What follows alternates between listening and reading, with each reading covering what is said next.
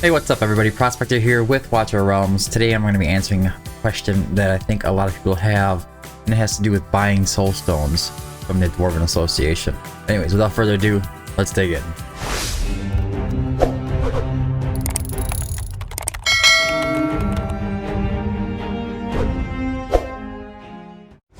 Alright, so you will notice from time to time there's going to be Soulstones in the Awakening shop. For example, right now there's a Setchum Soulstone in there. This costs you 400 of these legendary Awakening tokens. 400.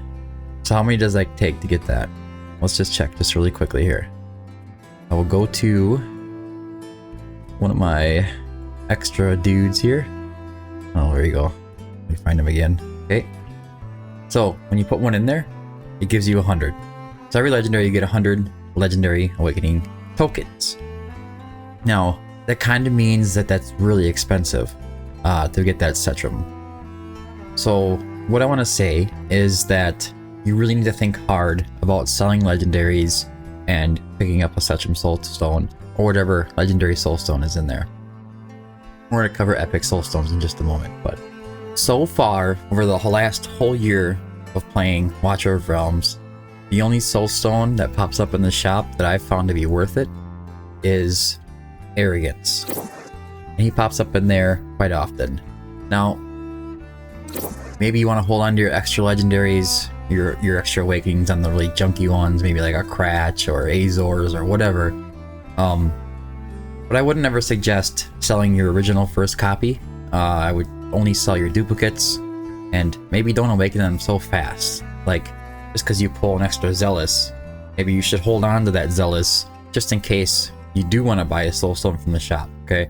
With that being said, buying Setchum Soulstones isn't necessarily a bad thing if you have the legendary Awakening tokens, but I do want to reiterate that I don't suggest you selling some of these original copies of your heroes.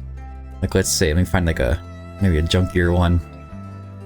Like, let's say I had only like one copy of Allura, and she was an Awakened 1. I still wouldn't suggest, even though she's not a very good hero, I still would not suggest going ahead and selling her for legendary Awakening tokens, just to buy like a Setchum Soulstone. I'll be honest with you, I have made this mistake.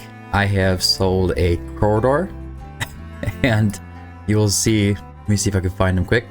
This guy right here, Corridor, he was a fusion. I wanted to get... Oh, but that actually reminds me. There's actually a Comet Awakening Soulstone that sometimes pops up in there. But they've been pretty much repetitive throughout the whole thing. And the reason I sold him so badly, and I wanted that Comet so badly, was for AoE Arena.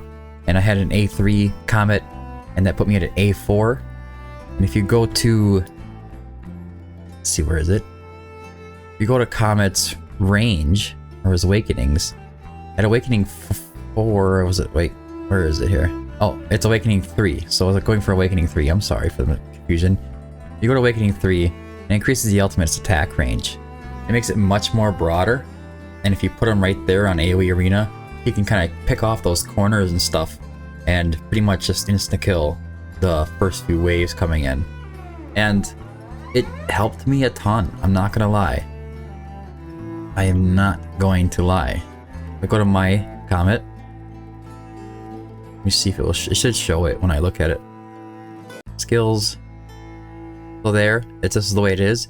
But if you get him Awakening, he adds 2 tiles over here on each side, and then he's able to reach all the enemies that are on the AoE Arena map when they spawn.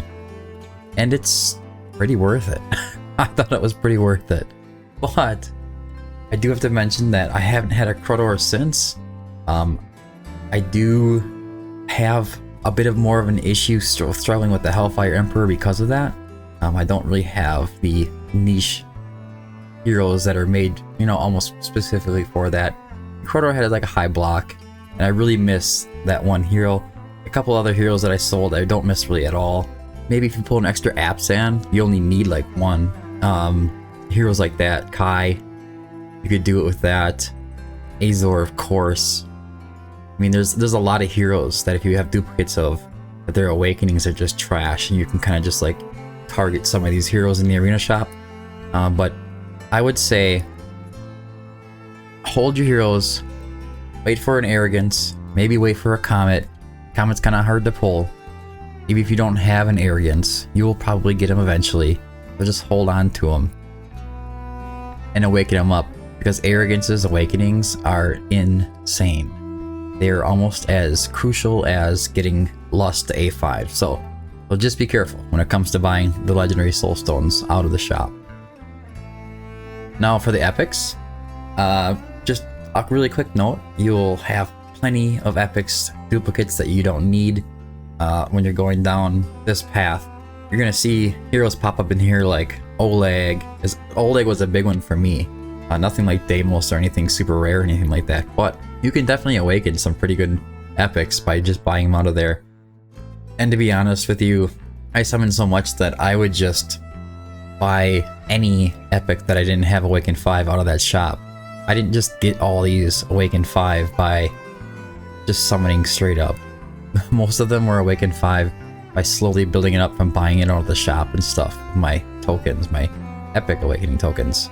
So that's all I really had for this video. I just wanted to let you know, be careful, think twice, maybe 3 times, and if you're not sure, ask somebody on Discord, ask somebody on whatever chat room you're in or Facebook or whatever, and get a second opinion on what you're doing, because maybe they can call you out on a hero you're about to sell and be like, nah, I wouldn't do that, you know. I sold, like I said, I sold the Crowdor. I had people tell me I shouldn't, and now I kind of regret doing it. Honestly, I've pulled an extra comet since then, and I do surely think that you should be extra careful. But anyways, that's it for the video for today. Hope you found this video helpful. If you did, don't forget to like and subscribe. Also, don't forget to join Discord. If you have any questions or need any help with anything, we're always in there to answer questions and help. But anyways, thanks for tuning in, and until next time, keep digging.